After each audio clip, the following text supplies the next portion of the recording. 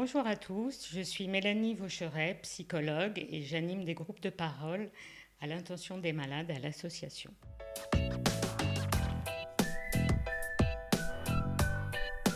Le premier moment sensible pour le malade, c'est d'annoncer la maladie à ses proches. Souvent, c'est la question du quand, comment, que dire.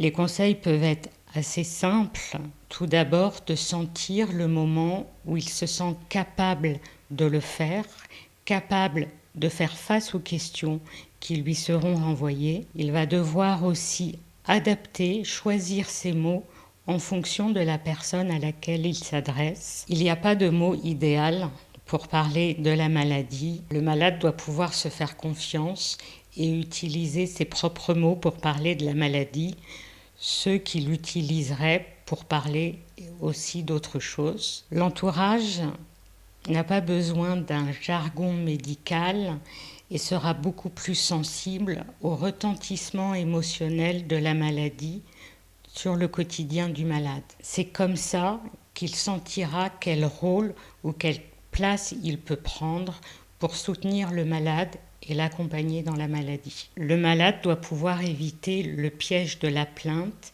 et au contraire exprimer ses besoins et ses attentes vis-à-vis de l'entourage de façon claire et précise, d'éviter d'être dans le reproche de ce qui ne vient pas. Le malade doit aussi pouvoir parler d'autre chose que la maladie. Même si la maladie prend beaucoup de place au début, progressivement, elle doit pouvoir apparaître à un second plan et ne pas envahir toutes les relations. Notamment, continuer à s'intéresser aux autres, à parler aux autres et que les autres vous parlent d'eux.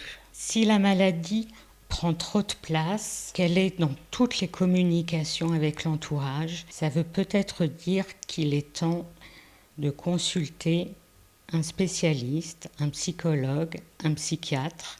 L'entourage est là pour le soutien, mais ne peut pas avoir ce rôle car il est trop impliqué dans les enjeux relationnels et émotionnels.